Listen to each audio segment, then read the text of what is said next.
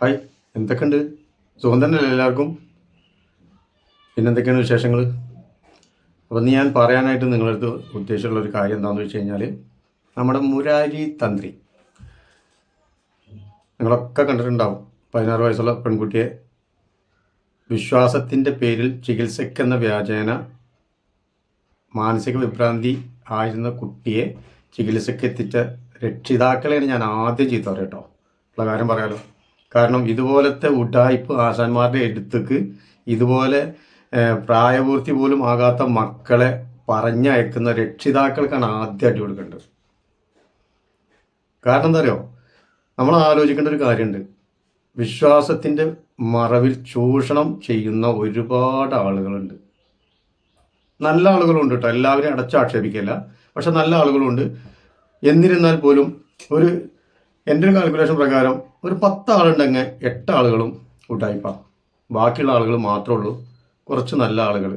അതായത് മറ്റുള്ളവരെ ചൂഷണം ചെയ്യണം, പറ്റിക്കണം എന്ന് ചിന്തിക്കാത്ത തരത്തിൽ ഈ ക്രിയകളൊക്കെ നടത്തി പോകുന്ന കുറച്ച് വിരുദ്ധന്മാരുണ്ട്. അവർ കുഴപ്പമില്ല. നമ്മുടെ നാട്ടിലെ നാട്ടുമ്പുറങ്ങളിലൊക്കെ നമ്മൾ കാണുന്ന കാര്യങ്ങളാണ്. അതിൽപ്പെട്ട നമ്മളെ മുരാരി, ഞാൻ ആ നടുവത്തെ രണ്ടെടുത്ത് മാറ്റിയിട്ട് മൂരിത്തന്ത്രി നടക്കുന്നത്. കാരണം എന്താ പറയുക, ഈ മൂരികൾക്കൊരു സ്വഭാവമുണ്ട്, കാണുന്നതിലൊക്കെ പോയി കയറുക എന്നുള്ളത്. അതേപോലെ മൂരിത്തന്ത്രി നടക്കുന്നില്ല, വല്ലാത്ത കഷ്ടം. എന്നിട്ട് ആ കുട്ടിയെ ആ റൂമിൻ്റെ ഉള്ളിലേക്ക് ചികിത്സയുടെ ഭാഗമായിട്ട് കയറ്റി അതിന് എന്താ പറയുക, അതിൻ്റെ മേത്ത് ബാധയാണ്, മാങ്ങയാണ്, തേങ്ങയാണ് എന്നൊക്കെ പറഞ്ഞിട്ട് അമ്മനം നൈസിൽ പുറത്തിരുത്തി. ഇതിൽ ഏറ്റവും വലിയ രസം എന്താണെന്ന് വെച്ച് കഴിഞ്ഞാൽ, ഇദ്ദേഹത്തിൻ്റെ ലൈവ് നിങ്ങളൊക്കെ ചിലപ്പോൾ കണ്ടിട്ടുണ്ടാവും. ലൈവിലൂടെയാണ് പല കാര്യങ്ങളും പുള്ളിക്കാരൻ ആളുകളെ കാണിപ്പിച്ചുകൊണ്ട് വിശ്വസിപ്പിക്കാൻ വേണ്ടിയിട്ട്. പക്ക ഉടായിപ്പാണ്, അത് നമുക്കൊക്കെ അറിയാം. പക്ഷെ ആ ലൈവ് പുള്ളിക്കാരൻ്റെ പൂജാ റൂമിലേക്കും അതേപോലെ ചികിത്സ നടത്തുന്ന റൂമിലേക്കൊക്കെ കയറി കഴിഞ്ഞാൽ പുള്ളി ലൈവ് അവിടെ ഒരു സൈഡിൽ ഓൺ ചെയ്ത് വെക്കും. എന്നിട്ടാണ് ചികിത്സകൾ തുടങ്ങുക. ഫ്രോഡാണെന്ന്. കാരണം എന്താണെന്ന് വെച്ച് കഴിഞ്ഞാൽ, നമ്മളൊരു 10 കാര്യങ്ങൾ പറയുമ്പോൾ അതിലൊരു 4-5 എണ്ണം ചിലപ്പോൾ നമ്മുടെ ജീവിതവുമായി ബന്ധപ്പെട്ടുള്ള കാര്യങ്ങളാവും. എല്ലാ മതവിഭാഗത്തിലുണ്ട് ഇതുപോലത്തെ കുറേ ഉഡായിപ്പ് ആശാന്മാർ. അത് വെച്ചിട്ട് തന്നെയാണ് അവർ ചൂഷണം ചെയ്യുന്നത്. ഇതുപോലത്തെ അന്ധവിശ്വാസമുള്ള വിശ്വാസികൾ എന്ന് ഒരിക്കലും ഇവരെ പറയാൻ പറ്റില്ല. അന്ധവിശ്വാസികളായിട്ടുള്ള കുറേ മൊയന്ത ആൾക്കാരുണ്ട് നമ്മുടെ നാട്ടിൽ. ഇതുപോലത്തെ ആളുകളുടെ അടുത്ത് പോയി കഴിഞ്ഞാൽ പല കാര്യങ്ങളും ശരിയാകും. നമ്മൾ ചെന്ന് അവരെ കണ്ടു കഴിഞ്ഞ് കഴിഞ്ഞാൽ തന്നെ നമ്മുടെ കാര്യങ്ങൾക്ക് പ്രശ്നപരിഹാരമാവും എന്നൊക്കെ ചിന്തിക്കുന്ന കുറേ അന്തംഗമികളായിട്ടുള്ള ആളുകൾ നമ്മുടെ സമൂഹത്തിൽ ഇന്നും ഉണ്ട്. ഇതുപോലത്തെ ആളുകൾ തന്നെയാണ് ഇതുപോലത്തെ ഉഡായിപ്പ് ആശാന്മാരുടെ വിജയവും. അതിനവർ 1000-ങ്ങളും 10,000-ങ്ങളും ലക്ഷങ്ങൾ വരെ ചെലവഴിച്ച കേസ് ഞാൻ കേട്ടിട്ടുണ്ട് ഇതുപോലത്തെ വിശ്വാസങ്ങൾക്ക് വേണ്ടിയിട്ട്. മന്ത്രവാദത്തിനിടെ 16-കാരിയെ പീഡിപ്പിച്ച സംഭവത്തിൽ പെൺകുട്ടി നേരിട്ടത് ക്രൂര മർദ്ദനമെന്ന് ബന്ധു. മുരാരി തന്ത്രി എന്ന രാജൻ ബാബു 1 മണിക്കൂറോളം പെൺകുട്ടിയെ റൂമിൽ അടച്ചിട്ടു. നിയമ നടപടിയുമായി മുന്നോട്ട് പോകാനാണ് കുടുംബത്തിന്റെ നീക്കം. ഒരു ഡോക്ടർമാരടുത്ത് പോവില്ല. വിട്ടുമാറാത്ത തലവേദന വെച്ചാൽ ഇതുപോലത്തെ വല്ല മന്ത്രവാദികളടുത്തൊക്കെ പോയിട്ട് വല്ല ആഭിചാര ക്രിയ കാര്യങ്ങളൊക്കെ ചെയ്തിട്ട് അത് മാറ്റുക എന്നുള്ളതാണ്. സത്യമാണ് ഈ പറഞ്ഞത്. ഇതുപോലത്തെ കുറേ അന്ധവിശ്വാസമുള്ള ജനങ്ങൾ നമ്മുടെ ഇടയിൽ ഇന്നും ഉണ്ട് എന്നുള്ളതാണ് അതിൻ്റെ സത്യം. അപ്പോൾ മനസ്സിലായല്ലോ. ദയവ് ചെയ്തിട്ട് നിങ്ങൾ ഇതുപോലത്തെ ആളുകളുടെ അടുത്ത് പോവാതിരിക്കും പ്ലീസ്. നമുക്കതേ നിങ്ങളോടൊക്കെ പറയാനുള്ളൂ. പൂജാമുറിയുടെ പേരിൽ മുരാരി തന്റെ പെൺകുട്ടിയെ കൊണ്ടുപോയത് ബെഡ്റൂമിലേക്കാണെന്നും ബെഡ്റൂമിൽ വെച്ച് പെൺകുട്ടിയെ മർദ്ദനത്തിനിരയാക്കിയെന്നും പെൺകുട്ടിയുടെ ബന്ധു പറഞ്ഞു. ആ സ്ഥാപനത്തിലേക്ക് കയറി പോകുമ്പോൾ ഏറ്റവും അവസാനം ഒരു ബെഡ്റൂമാണ്. ആ ബെഡ്റൂമിൽ ഈ പെൺകുട്ടിയെ ഇയാൾ എത്തിക്കുകയാണ് ഉണ്ടായത്. എത്തിച്ചിട്ട് ഇതിന്റെ ഉടുപ്പഴിക്കാൻ പറയുക. പറ്റത്തില്ല എന്ന് പറഞ്ഞ ആ പെൺകുട്ടിയുടെ കാരണത്താണ് അദ്ദേഹം ആദ്യം അടിക്കുന്നത്. ആ കുട്ടിയുടെ ദേഹം മുറിയുകയും ആ ബ്ലഡ് ആ ഭിത്തിയിൽ പറ്റിയിരിക്കുന്ന വീഡിയോ ഉൾപ്പെടെ നമ്മളിലുണ്ട്. ഇയാൾക്കൊപ്പം മകളെ ഒറ്റയ്ക്ക് വിടുന്നതിൽ എതിർപ്പ് പ്രകടിപ്പിച്ച പെൺകുട്ടിയുടെ മാതാവിനെ പ്രതിയുടെ വീട്ടിലുണ്ടായിരുന്ന മറ്റ് സ്ത്രീകൾ അനുനയിപ്പിച്ചിരുത്തി. മുറി തുറന്ന് രക്ഷപ്പെട്ട് ഓടിയെത്തിയ പെൺകുട്ടിയുടെ ശരീരത്തിൽ ബാധയുണ്ടെന്നും പെൺകുട്ടിയെ തുടരുതെന്നും ഇയാൾ പെൺകുട്ടിയുടെ അമ്മയോട് പറഞ്ഞു. എന്നാൽ അത് കേൾക്കാതെ ഇരുവരും അവിടെ നിന്നും സമീപത്തെ വീട്ടിലേക്ക് ഓടിക്കയറുകയായിരുന്നു. സമാന പരാതികൾ ഇയാൾക്കെതിരെ ഉണ്ടെന്ന വിവരമുണ്ട്. അതിനാൽ വിശാലമായ അന്വേഷണം നടത്തുകയാണ് പുത്തൂർ പോലീസ്. പണ്ട് എനിക്കൊരു കഥ ഓർമ്മ വരുന്നത്, ഞങ്ങളുടെ നാടിൻ്റെ ഒരു 8 കിലോമീറ്റർ 10 കിലോമീറ്റർ ചുറ്റളവിൽ ഇതേപോലത്തെ ഒരു ഉഡായിപ്പ് ഭാഷ ഉണ്ടായിരുന്നു. പുള്ളിക്കാരൻ ആഴ്ചയിൽ 7 ദിവസം ചികിത്സ. നല്ല വരുമാനമാണല്ലോ. അങ്ങനെ അതിലിടക്ക് ഒരു ദിവസം പുള്ളിക്കാരന് ഈ കുട്ടികളുണ്ടാത്ത ദമ്പതികൾക്ക് വേണ്ടിയിട്ടുള്ള ഒരു പ്രത്യേക ചികിത്സ ഉണ്ട്. അത് പുള്ളിക്കാരൻ അത് ചെയ്ത് ക്ലിയറാക്കി കൊടുക്കും എന്നുള്ളതാണ്. അപ്പോൾ ഞാൻ ഇയാളെ കണ്ടിട്ടുണ്ട്, വർഷങ്ങൾക്ക് മുമ്പുള്ളൊരു കാര്യം. പിന്നെ പുള്ളിക്കാരനെ അവിടുന്ന് നാട്ടുകാർ ഓടിച്ചൊരു ചരിത്രം കേട്ടു. എന്താണ് കാരണം എന്നല്ലേ, ആ അതന്നെ, നിങ്ങൾ എന്താണ് ഉദ്ദേശിക്കുന്നത് അതന്നെ. പുള്ളി അങ്ങനെയാണ് കുട്ടികളുണ്ടാകാത്ത ആൾക്കാർക്ക് ചികിത്സ നടത്തുന്നത്. അതൊരു തവണ കൈയോടെ പൊക്കി അടിച്ചു ഓടിച്ചു. പിന്നെ ആളെ ഞാൻ ജീവിതത്തിൽ നേരെ ഈ ഭാഗത്ത് കണ്ടിട്ടില്ല. എന്നാലും ഇതുപോലത്തെ കേസുകൾക്ക് ആളുകൾ അവരുടെ അടുത്ത് പോകാനുണ്ടെന്നേ, ഇതിനൊക്കെ നമ്മൾ എന്താ പറയുക? അതുണ്ടോ, ജനങ്ങളുടെ പ്രശ്നം പരിഹാരം നടത്തിയിരുന്ന ആളാണ് ഇപ്പോൾ ഇതായി പോകുന്നത്. എവിടേക്ക്? സബ് ജയിലിലോട്ട്. ഒന്ന് കണ്ടോക്കിയേ.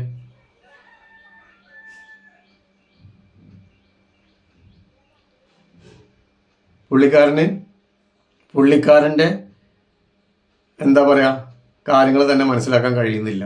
ഏത് ഇന്ന പ്രവർത്തികൾ ചെയ്ത് കഴിഞ്ഞാൽ ഇതേപോലെ സബ് ജയിലിലേക്ക് പോകേണ്ടി വരും, പോക്സോ പ്രകാരം കേസ് ചുമത്തി ഇപ്പം ഇനി ഉള്ളിൽ കിടക്കാൻ വേണ്ടി പോവുക.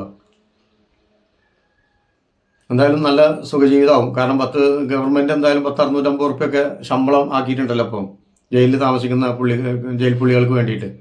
അപ്പോൾ സുഖമായിട്ട് 3 നേരം സുഭിക്ഷമായിട്ട് ഭക്ഷണം കഴിച്ച് തടി ഒന്നും കൂടി കൊഴുത്ത് നന്നായിട്ട് പുറത്തിറങ്ങി വരാം. നമ്മളെ ഗോവിന്ദചാമിനൊന്നും കണ്ടാൽ തിരിച്ചറിഞ്ഞിരുന്നില്ല. പിന്നെ അതിനിടയ്ക്ക് ജയിലിൽ ആടാൻ വേണ്ടിയിട്ടാണ് പുള്ളി ശരീരം കുറച്ചത്. അതിൻ്റെ മുമ്പ് സിനിമാ നടൻ കാര്യം ഉണ്ടായിരുന്നില്ല, അത്ര ഗ്ലാമറായിരുന്നു. അങ്ങനെ ഒത്തിരി ആളുകൾ അവിടെ കിടക്കുന്നുണ്ടെന്നേ. വെറുതെ ഓരോ ചെറിയ ചെറിയ കാര്യങ്ങൾ ചെയ്തിട്ട് ഇപ്പോൾ ജയിലിൽ പോകുക എന്നുള്ളൊരു ആറ്റിറ്റ്യൂഡായി മാറിയിരിക്കുന്ന ആൾക്കാർക്ക്. ചുമ്മാ അവിടെ പോയി കിടന്നാലും 3 നേരം ഭക്ഷണം കിട്ടും, ഇറങ്ങി പോരുന്ന സമയത്ത് നല്ലൊരു വേതന ഉണ്ടാവും. എന്തായാലും നല്ലൊരു ശമ്പളം സർക്കാർ എന്തായാലും തീരുമാനിച്ചിട്ടുണ്ട്. എന്തായാലും നല്ല കാര്യം. കാരണം കുറ്റവാസന ഉള്ള ആളുകൾക്ക് ആ കുറ്റകൃത്യം ചെയ്യാനുള്ള പ്രവണത ഒന്നുകൂടെ കൂടിക്കോളും. അങ്ങനെയൊക്കെ വേണ്ട. പാവങ്ങളല്ലേ എന്നാണ് പറഞ്ഞത് ഒരു മിനിസ്റ്റർ. പാവങ്ങളല്ലേ അവർ? അതെ, പാവങ്ങളായതുകൊണ്ടാണല്ലോ ഈ വക ക്രൂര കൃത്യങ്ങളൊക്കെ ചെയ്തിട്ട് ജയിലിൽ പോയി കിടക്കുന്നത്. അവരാണല്ലോ ശരിക്കും പാവങ്ങൾ. നമ്മുടെ നാട്ടിൽ ജീവിക്കുന്ന ആളുകളൊക്കെ മഹാക്രൂരന്മാരാപ്പം. കഷ്ടമുണ്ട്. ഇതുപോലത്തെ കുറേ ആളുകളും ഇതേപോലത്തെ ഭരണകൂടും ഇതുപോലത്തെ നിയമനിർമ്മാണമൊക്കെ നടത്തി കഴിഞ്ഞാൽ ജനങ്ങൾക്ക് എന്തായാലും സ്വൈരവിഹാരം നടത്താൻ പറ്റും. ഇപ്പോൾ അന്തസ്സായിട്ട് ജീവിക്കുന്ന ആളുകൾക്ക് ഭയപ്പാടോടുകൂടി ജീവിക്കേണ്ട ഒരു കാലഘട്ടത്തിലേക്കാണ് നമ്മുടെ നാട് മുന്നോട്ട് പോയിക്കൊണ്ടിരിക്കുന്നത്. ഇനിയും ഇതുപോലത്തെ കേസുകൾ കാണുന്നേ. ഇനിതാ വേറെ കുറേ ഉടായ്പകൾ നമ്മുടെ സോഷ്യൽ മീഡിയ തുറന്ന് കാണുന്നുണ്ട്.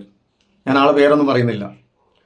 ആ ഉണ്ടുമല്ലിയെ, ആ ജുമ്പുമല്ലിയെ എന്നൊക്കെ പറഞ്ഞിട്ട് കുറച്ച് പൂജയൊക്കെ നടത്തുന്നത്. നിങ്ങൾ സോഷ്യൽ മീഡിയയാണ് അവരുടെ മെയിൻ പ്ലാറ്റ്ഫോം. കാരണം അതിൽ നിന്നാണ് അവരുദ്ദേശിക്കുന്ന തരത്തിലുള്ള ആളുകളെ കിട്ടുള്ളൂ. അതുകൊണ്ടാണ് അവർ ഈ സോഷ്യൽ മീഡിയയിൽ വന്നിട്ട് ഇതുപോലത്തെ കോമാളിത്തരങ്ങളൊക്കെ കാണിക്കുന്നത്. സത്യം. കാരണം ഇനിയും പോയി വീഴാനും തല വെച്ച് കൊടുക്കാനും ഒത്തിരി ആളുകൾ നമ്മളെ ഇടയിൽ തന്നെ ഉണ്ട്. ഞാൻ തന്നെ അത് കണ്ടിട്ട് അതിശയപ്പെട്ടു പോയി എന്നുള്ളതാണ്.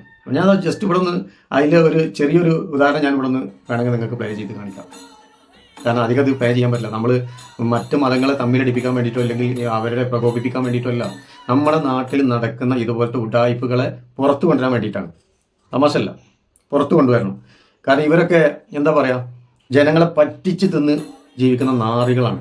അത് പറയാതിരിക്കാൻ പറ്റില്ല.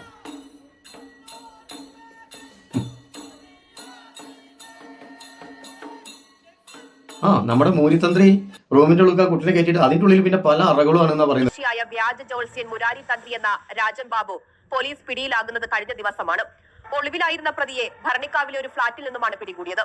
ഇയാളുടെ ആക്രമണത്തിന് ഇരയായ പെൺകുട്ടി ക്രൂരമായ മർദ്ദനം നേരിട്ടെന്ന വിവരമാണ് ഇപ്പോൾ പുറത്തുവരുന്നത്. പൂജാമുറി എന്ന പേരിൽ മുരാരി തന്ത്രി പെൺകുട്ടിയെ കൊണ്ടുപോയത് ബെഡ്റൂമിലേക്കാണെന്നും ബെഡ്റൂമിൽ വെച്ച് പെൺകുട്ടിയെ മർദ്ദനത്തിന് ഇരയാക്കിയെന്നും പെൺകുട്ടിയുടെ ബന്ധു പറഞ്ഞു. കാണുന്നതല്ലേ, ഈ റൂമിൽ നിന്ന് അങ്ങോട്ട് പോവാം, ഇങ്ങോട്ട് പോവാം, അപ്പുറത്തോട്ട് പോവാം. അവസാനം പുള്ളിക്കാരൻ ഇറങ്ങി പുറത്തോട്ട് ഒരൊറ്റ ഓട്ടം ഓടി. കാരണം അത് കള്ളി വിളിച്ചതായില്ലേ. ആ കുട്ടിയുടെ തലയൊക്കെ ചുമരുമ്പോൾ കൊണ്ടുപോയിട്ട് അവിടെ ഇവിടെ ഇടിച്ചിട്ട് അവിടെയൊക്കെ ചോരപ്പാട് കാണാണ്ടെന്ന് പറഞ്ഞത്. ഇവ എന്ത് മൂര്യ? നമ്മുടെ നാട്ടിലും കൂടി ഇല്ല അലിഞ്ഞിരിഞ്ഞ് നടക്കുന്ന മൂര്യകൾ ഇങ്ങനെ വീഴത കണ്ടു. ഇപ്പൊ സുഭിക്ഷമായിട്ട് ഭക്ഷണമൊക്കെ കഴിച്ച് തടിയൊക്കെ നന്നാക്കി പുറത്തേക്ക് ഇറങ്ങി വരും. വീണ്ടും പുള്ളിക്കാരെ തന്നെ ചെയ്യും. നമ്മുടെ നിയമത്തിന്റെ കുറവുകൊണ്ടാണ്, നിയമത്തിലുള്ള ചില അപാകതകളാണ് ഇതുപോലത്തെ ബിരുദന്മാർക്ക് ഇവിടെ അന്തസ്സായിട്ട് വിലസാനുള്ള സാഹചര്യം ഒരുക്കി കൊടുക്കുന്നതെന്ന് അത് പറയാതിരിക്കാൻ പറ്റുന്നില്ല. നമ്മളൊന്ന് ആലോചിച്ച് നോക്കിയൊക്കെ. ഇനിയും ഇതുപോലത്തെ കുറേ ഉഡായിപ്പ് കേസുകളുണ്ട്. ഞാൻ പറഞ്ഞില്ല, ഞാനൊരു മതവിഭാഗത്തിനെ മാത്രം കുറ്റപ്പെടുത്തി പറയില്ല. എല്ലാ മതവിഭാഗത്തിലും ഇതുപോലത്തെ ഉഡായിപ്പ് ആശമാരുണ്ട്. കുറേ ആളുകളുണ്ട് മോട്ടിവേഷൻ എന്ന് പറഞ്ഞു വരും, എന്നിട്ട് അവരുടെ ലൈഫിന്റെ പരാജയമാണ്. അത് അതിലേറെ രസമുള്ള കാര്യമാണ്. ഇതൊക്കെ നമ്മൾ ഈ ഫോൺ തുറന്നു കഴിഞ്ഞാൽ സോഷ്യൽ മീഡിയയിൽ കാണുന്ന കാര്യങ്ങളാണ്. അപ്പോൾ അത് പറയാതിരിക്കാൻ വയ്യ. വല്ലാത്ത കഷ്ടമുണ്ട്. ഇനിയും ആളുകൾ പോയി തലവെച്ച് കൊടുക്കും. ദയവ് ചെയ്ത് നിങ്ങൾ കോമൺ സെൻസ് ഉപയോഗിച്ചിട്ട് ജീവിക്കട്ടോ. സാധാരണ ഒരു മനുഷ്യന് ചിന്തിക്കാനുള്ള ഒരു ബുദ്ധി ഉണ്ടാവില്ല. അതുകൊണ്ട് നിങ്ങൾ ജീവിക്കും പ്ലീസ്.